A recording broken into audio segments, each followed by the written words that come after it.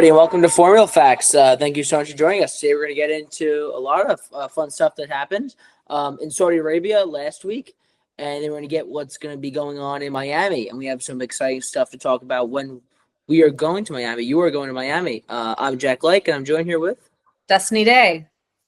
Destinee. Let's get right into it. Saudi Arabia, the race in Jeddah. We put out a lot of content for this race. Over like the last week, right?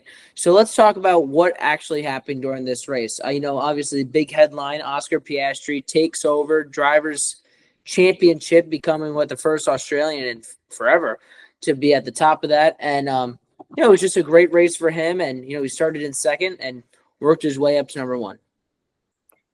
I still can't bring myself to like Oscar Piastri, but good for him. Good for him. That's what I have to say. I have a lot of feelings about the Max penalty.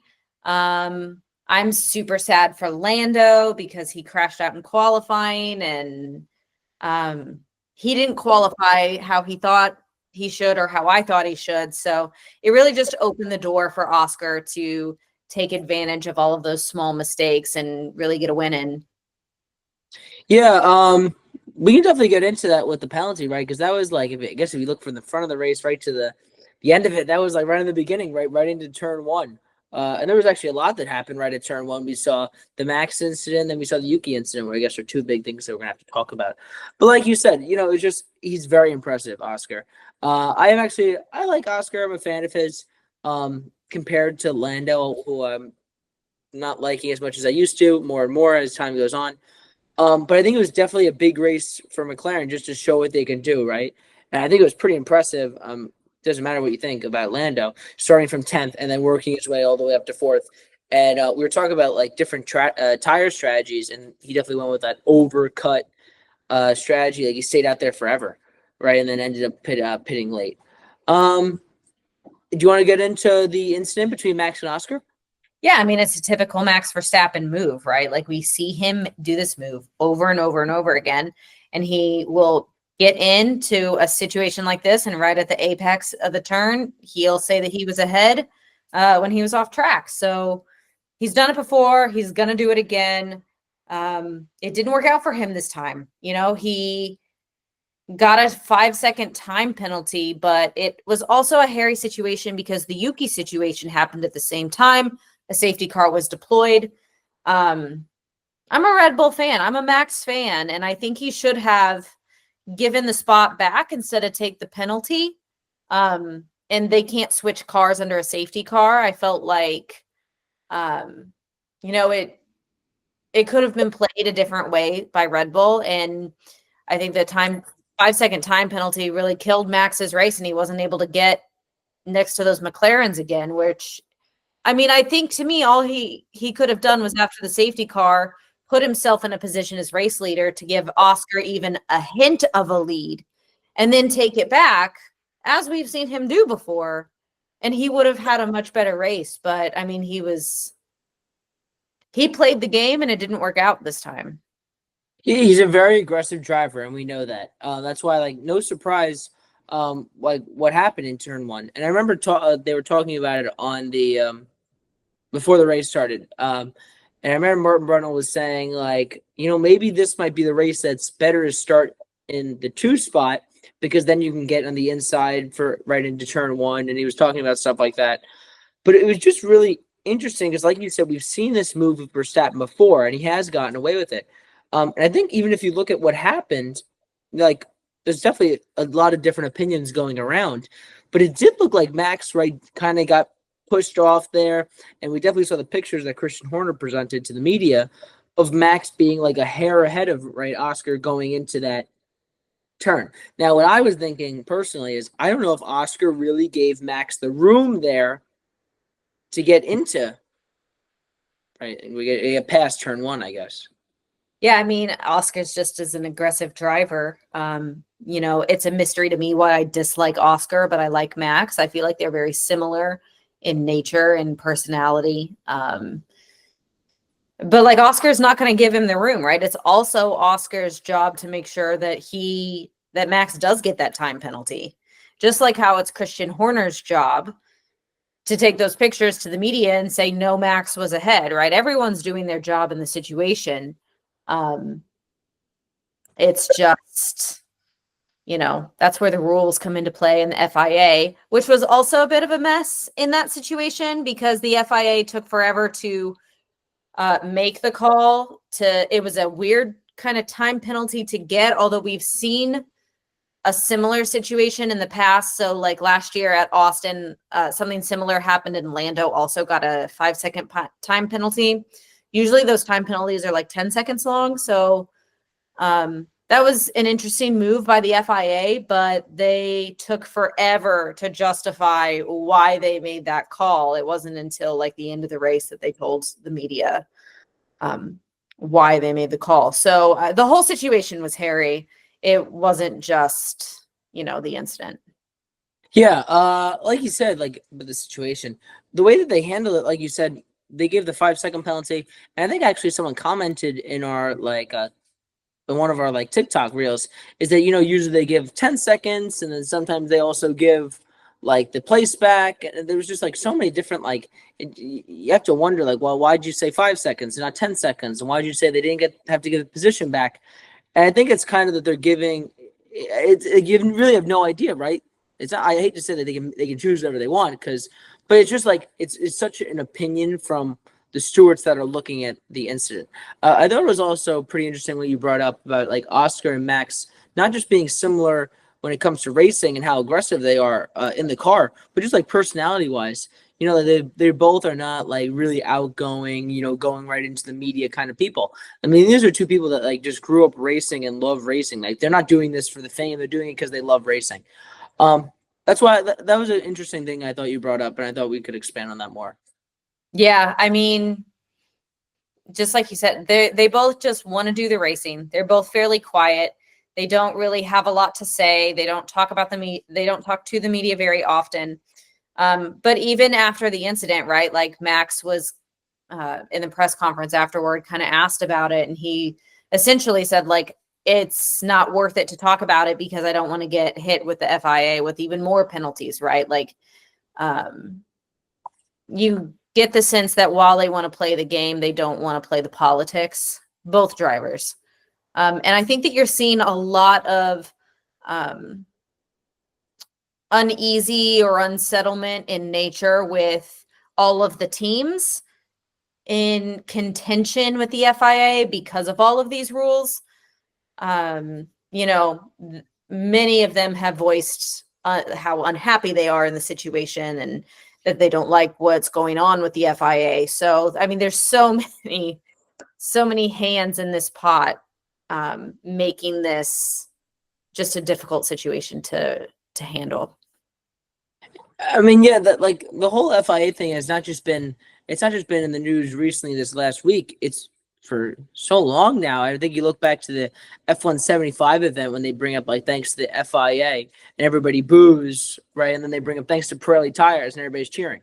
Like it's just crazy, and then it just goes so far into like there's no clear-cut rules on some of this stuff. A lot of it just comes down to what it's an opinion, and you hate to look at it that way, but that's just what it is. And that's why you see the drivers in the radio, are they really talking to their engineers saying what they really thought, or are they trying to play their, like, use their case, right? Prove their case, to the FIA is listening, right, to what they're saying. That's why you'll hear both team and both engineers and, both drivers talking about what they think. And, this all plays into the decision for sure.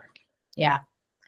I mean, but to move on from it, let's talk about part of the reason why it was so hairy was the safety car that got deployed because of Yuki and Pierre Gasly's crash into turn 1. So that was disappointing as a Red Bull fan. I was so excited for Yuki. I think I screamed a bunch of expletives really loud in the house because I was so disappointed. Yeah, I think it was something interesting. We've seen back when they were at Red Bull together, right? Yuki and Pierre were very good friends, which is kind of interesting. I saw after the race they were back to like talking to each other, which is good. But they both started in like close spots next to each other. Yuki was just ahead in 8, and then Pierre was right behind in the 9 spot. But it was just like that. turn was, we obviously saw how hard it was just for Max and Oscar. There's no one in front of them, but imagine when there's 7 people in front of you guys, and you guys have to, and you're all maneuvering around there. And I guess we see this with every race, but I guess that turn kind of into it really quickly, and I think we just saw that like people break in front of them, and then they get messed up behind them, and it just happens that you get two best friends that are ends up in the crash, and actually it's 100% safety car right at the Saudi Arabian Grand Prix ever since the first one in 2021, which is pretty interesting. Like you don't see that a lot of 100% safety car. Yeah. No, and like it seems like Pierre was out pretty quickly. Yuki gave it a lap to see if they could keep going. He went into the pit lane, hoped that he could keep going, and then it was just disappointing. It was a disappointing start for Yuki. Yeah, it looked like Pierre got the worst of it. He definitely did, but he definitely caused it. So something else this race was that in a late, I feel like this is just another episode in the long story of Lewis not performing like he wanted to in the Ferrari. So that kind of makes me sad for him, but also I don't particularly like Lewis, so I'm not sad. I was very happy to see Charles Leclerc on the podium. I am a big Leclerc fan. And it showed that the Ferraris do have the pace, but they still have a lot of work to do. But I mean, didn't both Mercedes finish higher than Lewis again this race? Yeah, you really didn't see a lot of Lewis, right? He started in 7th and he finished in 7th. I think it's just been something, like you said, it just added disappointment of Ferrari this year. And I think last year it was very encouraging to see them towards the end, right, with McLaren fighting for this constructor championship, right? And I don't think that we're really experiencing any fight right now in any like anything really going on with the team. Obviously you get a good drive out of Charles there, ending up on the podium after getting the first podium for Ferrari this whole year in the actual Grand Prix compared to, Lewis obviously winning the sprint race, which I think is big for him. And I am a Leclerc fan, but like you said, I'm not really a Lewis fan either. And just to see though I'm not a fan of him, I don't root against him. It was just a disappointing lap. And I think you can tell from Lewis that he's trying, and there's just stuff isn't going right. It's not what he's expecting. There's obviously, and I don't know if you could say that it's still like that he's getting used to the car, right? He's been in this car now for a while at this point, between practicing and between actual races. So it comes down to what changes are they going to have to make to, get better pace in that car? Not just Lewis's car, but both cars. Yeah. I mean, Lewis definitely seemed deflated. Just like someone had taken the air out of him, But I think you're right. The excuses of he's just getting used to the car don't really work anymore. He's had experience. He knows enough. The rookies are doing great. Like Lewis is one of the greatest of all time, and he can't figure out the Ferrari. Like, I have a hard time believing that. I think it's something interesting that you saw when towards the end of Lewis's time in Mercedes, just that there was that constant struggle that was going on, that he couldn't push the car, struggling to get that car in the points in the top, not in the points, into like up in the top 3, toward the top of the grid. Hopefully we're not seeing it this early, he's only his first year at Ferrari, but we'll see what happens as this continues throughout the season. Something else that I want to talk about that I was pretty excited for, I've been definitely rooting for Williams ever since I've started rooting for F1. I think that's something a lot of people have been doing, as they started looking at F1, right? They see the underdog, right? And that is Williams. And they have so much potential this year. And it's actually kind of interesting when you hear like James Vowles talk about like his goals for the team. And he's really not looking into 2025. He's looking more towards like the future in 2026. But they're really performing well in 2025. Right now, just looking at the team is pretty impressive. But this was the first time that any Williams since 2021, when the first Saudi Arabian Grand Prix scored points at the Saudi Arabian Grand Prix in Jeddah. So I think that's pretty impressive. And both of them scored points between Carlos Sainz finishing in 8th and Alex Albon finishing in 9th. Yeah, I mean, I love an underdog, and Williams is the most perfect underdog right now. there's not a reason to root against them, right? I know I'm Alex Albon, I'm kind of neutral on as a driver, right? Williams seems like a much better fit for him than Red Bull ever did. I'm a huge Carlos Sainz fan, so I'll root for him all day. And the more and more I listen to James Vowles, the more I am a fan of him too. So it's great to see the Williams succeeding in this last year of the regulations. It makes me hopeful for their 2026 season. Yeah, I think it's really exciting just to watch Williams like making this comeback. Last year they finished in the Constructors' Championship ninth, and right now, obviously, we're only a couple races in, but they're in fifth right now. Definitely there's a lot of teams that are struggling, but this is just pretty impressive. I think we can see out of Williams. And I think it also shows that I think a lot of people have underestimated Alex Albon and his talent. We've definitely seen Carlos Sainz and how much talent he has. No one's going to say he's not a talented driver, but he's been in these really good cars, right? He was with Ferrari and McLaren. But now we look at Alex Albon, and he really hasn't been in a great car since back when he was in that Red Bull spot, which was quite a while now when you look at it. So now that he really has a better car, I think he can really show off his talent.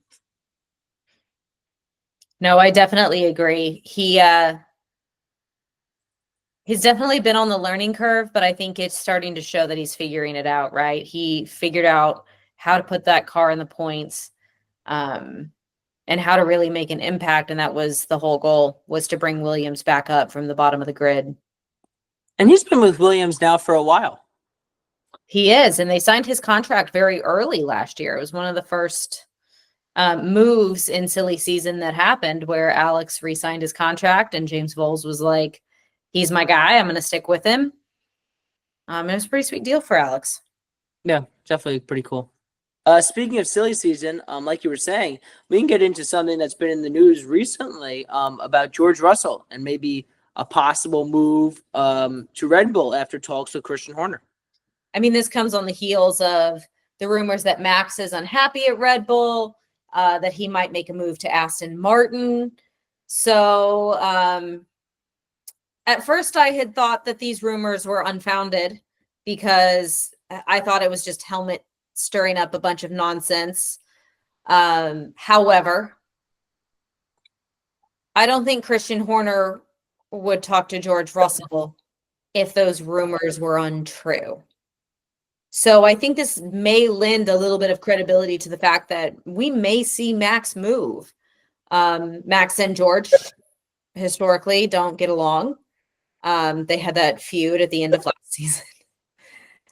So this is definitely something that would be a replacement for Max, not a teammate to Max. Yeah, I think we were talking about that before when we were going over topics of what we're gonna say, and I was saying I really was thinking we're polar opposites on this topic. You saying that like he'll be a replacement to Max, and I was like, well, imagine like the two of these drivers, and you think back to what we were saying about Alex Albon. How much of a turnaround it's been for George Russell. I mean, he's always been up there, but he's been doing really well this year.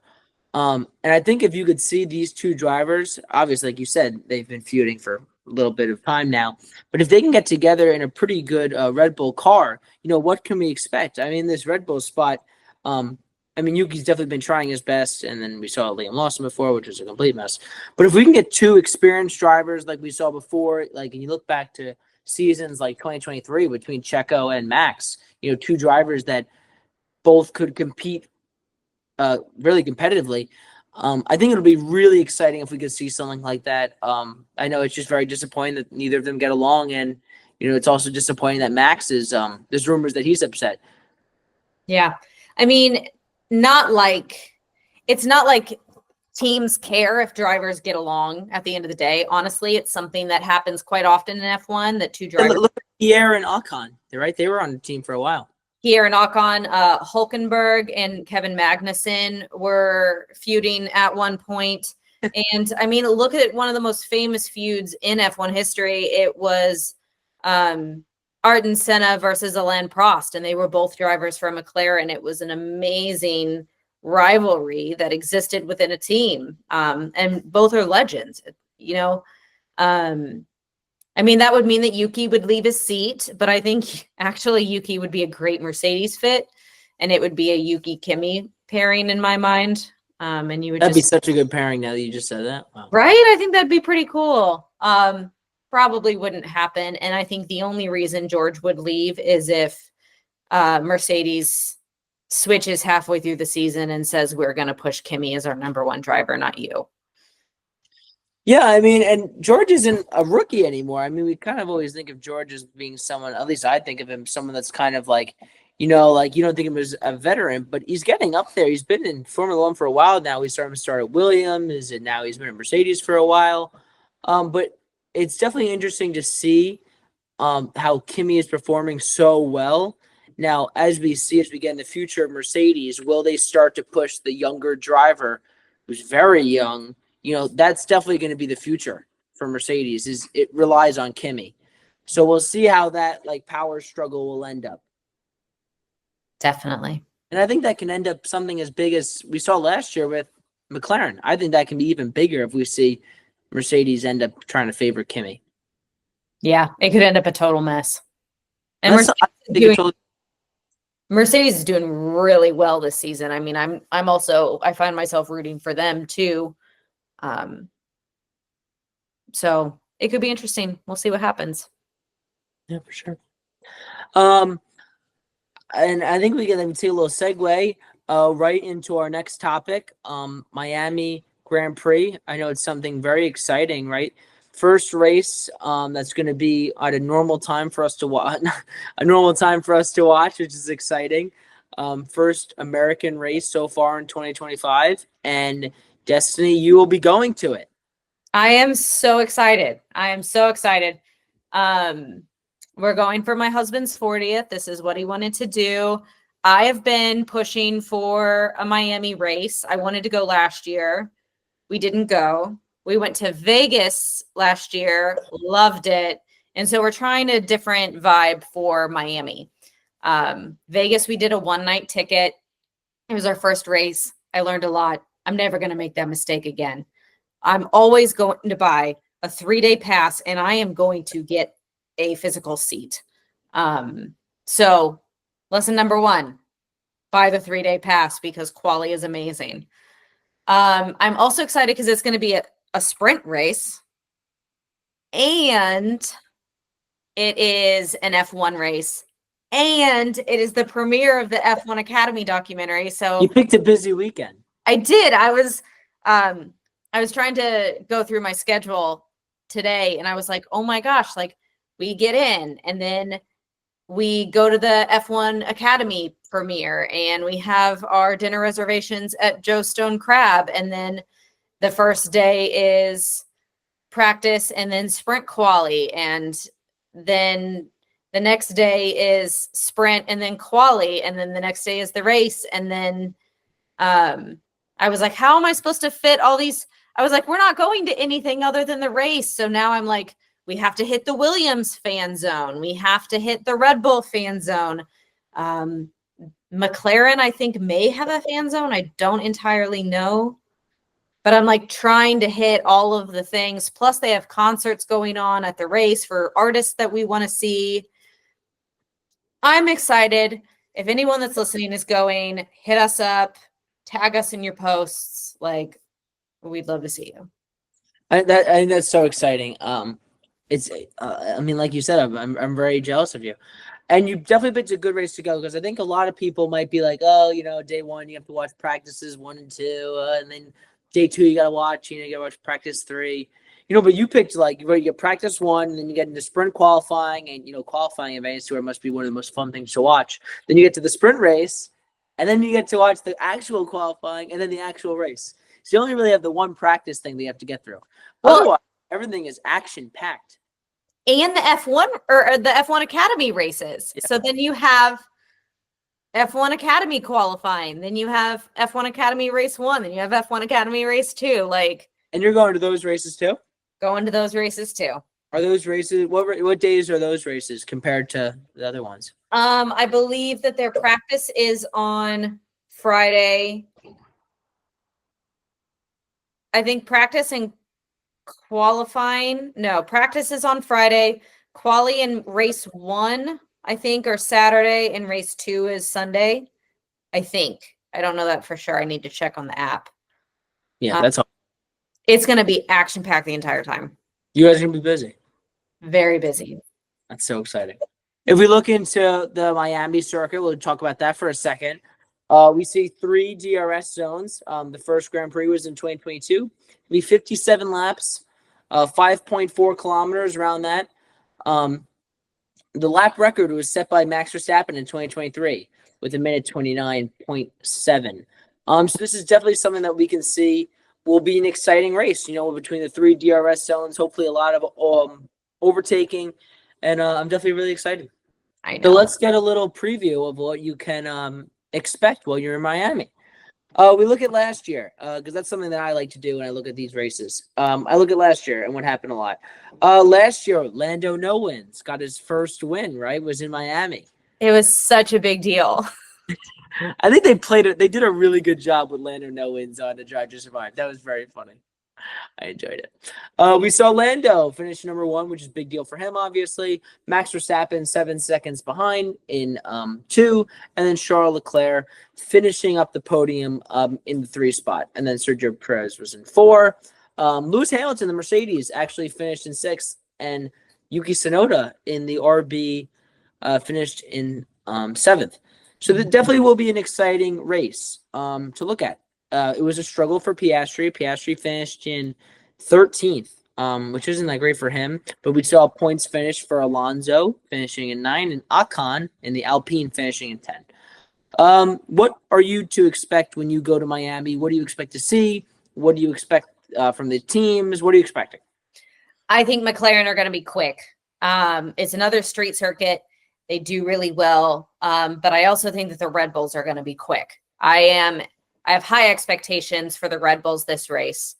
And I would also expect to see Williams perform well. They performed well last weekend. It's a hot one. So the temperature is going to play a big part of this race because the track gets hot. It affects the tires. It affects the drivers. So we're going to see what happens.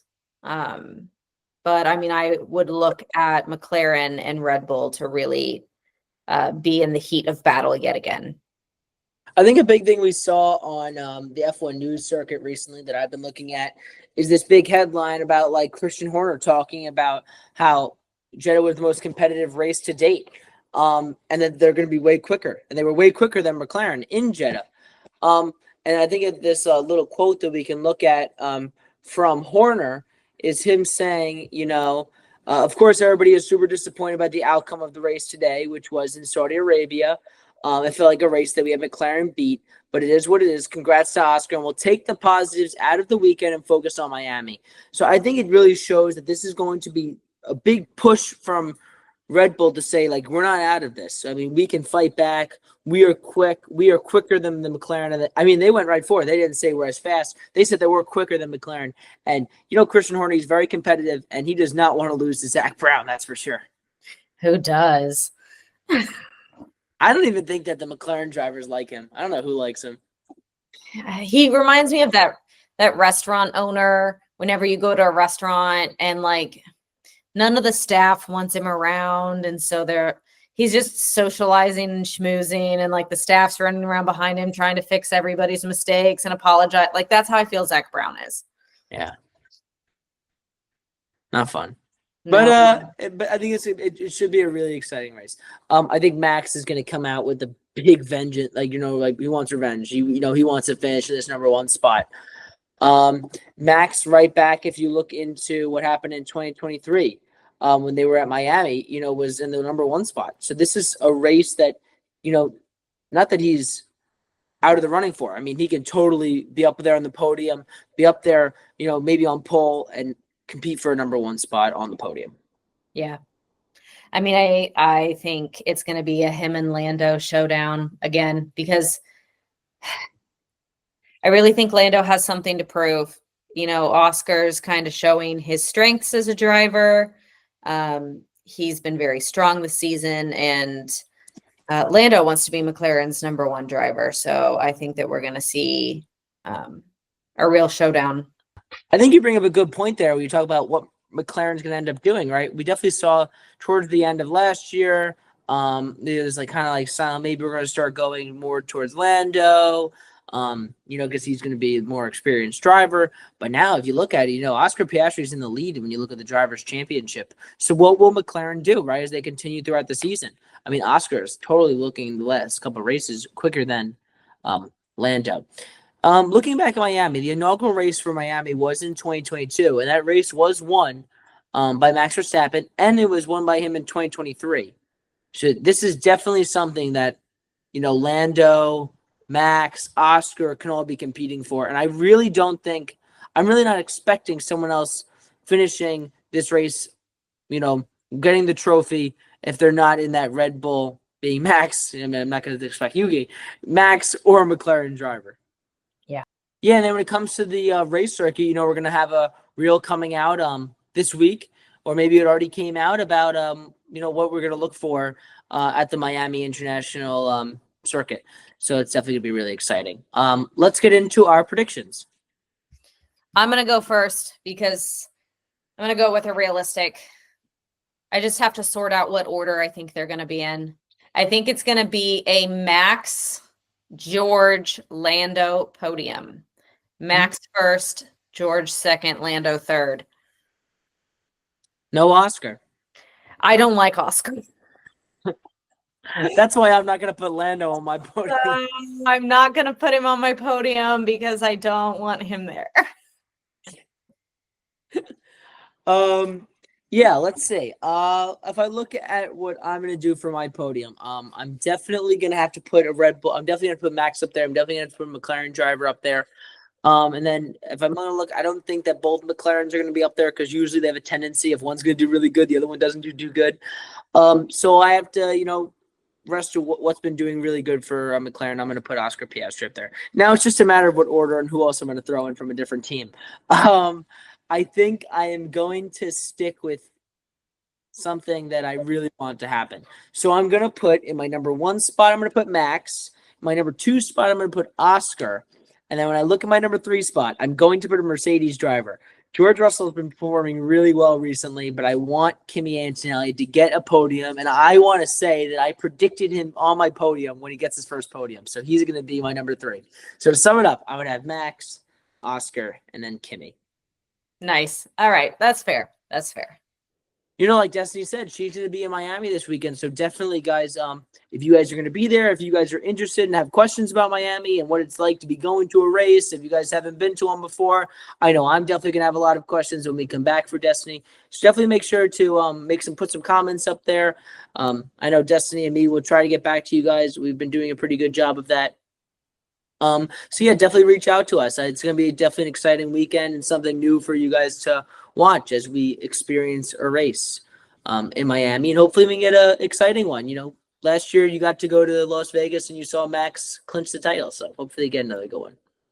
4-time world champion, baby. We were so excited. We'll see what happens to this. So thank you so much for watching Formula Facts. Thank you for listening. Make sure to follow, like I said, watch our stuff on Instagram and TikTok, comment, and and subscribe to our podcast. For all of us, I'm Jack Like, and I'm joined here with Destinee Day. Thank you for listening. Bye.